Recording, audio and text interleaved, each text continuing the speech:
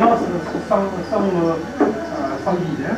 Avec chaque panneau, on explique justement, bon, on commence au début sur l'explication de ce qu'est la forêt tropicale qui accueille le cacaoyer. Donc, le cacaoyer, si vous voulez venir ici, je vous montre encore dans ce côté. Vous voyez venir par la place.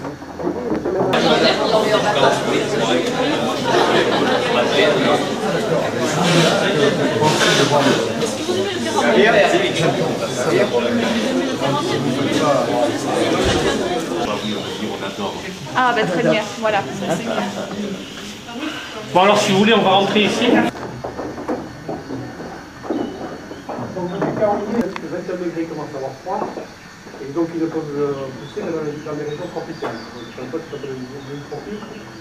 Mais par contre, ils n'aiment pas la chaleur, ils n'aiment pas le soleil à vie. C'est-à-dire que donc il a besoin de grands arbres. La grande récolte se fait d'octobre jusqu'à janvier, et la petite récolte c'est de mai, faire la fermentation, qui est une des choses très importantes pour avoir du bon chocolat. Une fermentation qui est très proche de la fermentation qui fait le silage, et qui fait que justement la fermentation de cette pulpe va faire en sorte que l'amande qui est donc va devenir ce qu'on appelle nous une fève, c'est-à-dire que ça va être un fruit sec, donc il va changer de couleur, il va devenir brun, ça va devenir un fruit qui va pouvoir se conserver, quand on dit un fruit sec, vraiment, qui va se conserver, que la fève va devenir donc ce fruit, enfin cette queue d'amande brune. Notre solution ici, c'est de... Mais on ne fabrique pas à partir de la fève. Qui c'est qui fabrique à partir de la fève? Ici, à Bayonne. Non. Autrement, mais nous, notre fournisseur, c'est par exemple la chocolaterie Dupec, c'est le plus grand fournisseur pour nous.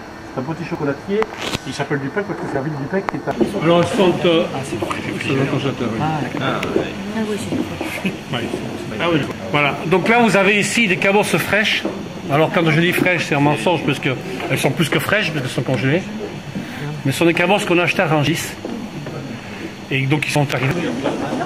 C'est-à-dire que quand on fait ce qui est le problème du cacao, maintenant, en extraction, c'est-à-dire qu'on presse l'eau qu'on a dedans, on partit, et donc on va se trouver avec un va nous doré un peu, c'est pour ça qu'on l'appelle noisette, et qui est plus liquide que de l'eau. Donc ça c'est le beurre cacao qui est parti, on se retrouve avec la c'est tellement condensé comme si on faisait du olive.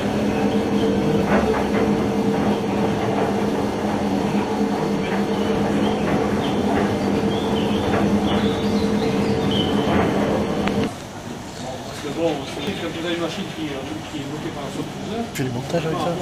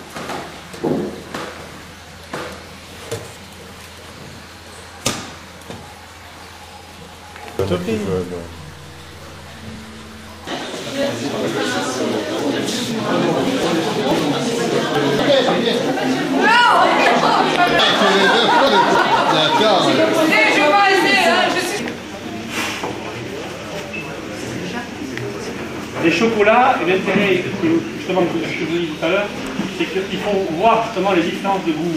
Pas dire qu'il est le meilleur, je pense que chacun doit se dire celui que je préfère. Et donc on va goûter des chocolats qui sont fabriqués par la chocolaterie Dupec, donc on sait que c'est fabriqué par le même fabricant. Parce que tout peut avoir de l'incidence. Si ce n'est pas le même fabricant, on va avoir les mêmes matières premières, on ne peut pas avoir les mêmes goûts au fini. Et donc on a des chocolats qui sont d'origine, mais déjà aussi, ce n'est qu'Équateur, hein, par exemple. Venezuela, Équateur, Sao Tomé, Madagascar. de plus en plus, on aura des tendances d'aller sur des choses plus précises. Parce qu'il est évident que, par exemple, si on demande à un Chinois de goûter du vin de France, le vin de France, ça ne veut pas dire grand-chose. Hein? Voilà. Alors, donc, on en est au moment où le métier du chocolatier qui commence à s'affiner. Il y a des grandes marques qui commencent justement à proposer des ascendants. Carrément dire, voilà, je vous propose un chocolat qui devient plus d'exploitation. Bon, alors on y va petit à petit, avec tous les problèmes que ça, parce que souvent c'est quelque chose de neuf, hein, il y a pas qui mettent ça en place vraiment. Il y a aussi une typologie, parce que le plus gros problème aussi, c'est quand on goûte des chocolats, on n'a pas encore les termes qui vont avec. On ne sait pas trop comment les termes pour nous. Et donc tout ça, ça se met en place. Bon, ce que je vous propose, c'est des choses quand même très basiques. Hein. Ce qui n'empêche quand même que vous allez goûter les chocolats d'Équateur de Venezuela, qui sont dans des régions qui sont considérées les plus nobles en termes de cacaoyer. Ce sont plutôt des criollos ou de grande dominante de criollos. Vous allez voir que ça n'a pas du tout le même goût qu'un Sao Tomé. Sao Tomé, c'est une île de chocolat. C'est une île qui est dans le creux de l'Afrique, qui est à 400 km de la côte. C'est une toute petite île qui est devenue indépendante il y a 20 ans. Ce sont totalement une colonie portugaise. Un pays extrêmement pauvre. Voilà.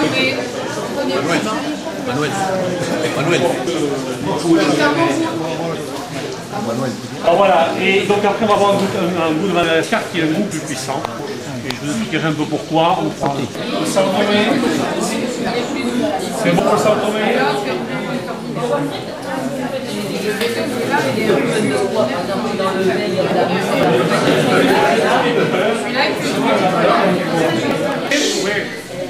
Là c'est un chocolat sanglage. C'est un chocolat, on l'a choisi donc avec votre couverturier pour faire tout nos bonbons de chocolat, tout ce qui est aussi des chocolats ludiques, c'est-à-dire que quand on fait un chocolat au café, au gingembre, au piment d'Espelette, on part sur cette base-là. Donc c'est un goût qu'on a choisi. Tous les autres sont des goûts qui sont innés, qui sont arrivés comme ça. Là c'est un goût qu'on a choisi. Le chocolat à la menthe, là, ça nous intéresse.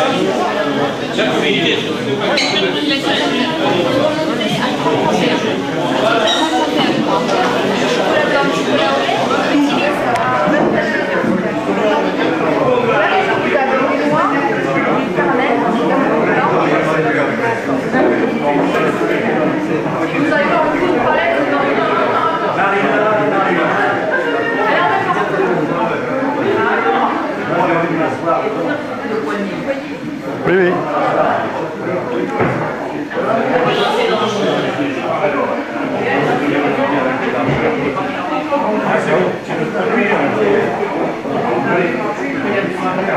Il n'a pas complètement.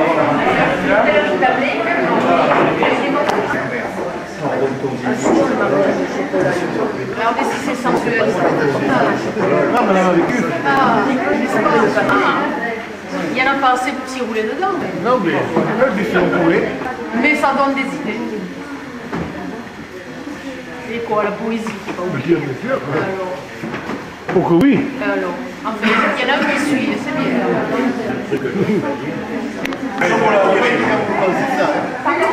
Vous pensez que vous avez un chocolat à la menthe? Oui, le chocolat. Votre table n'est pas réfrigérée. Oui, si, absolument. C'est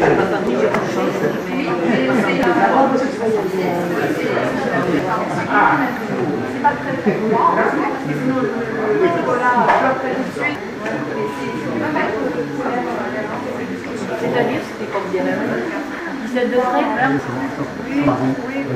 En dessous de ici, tu dirais 7.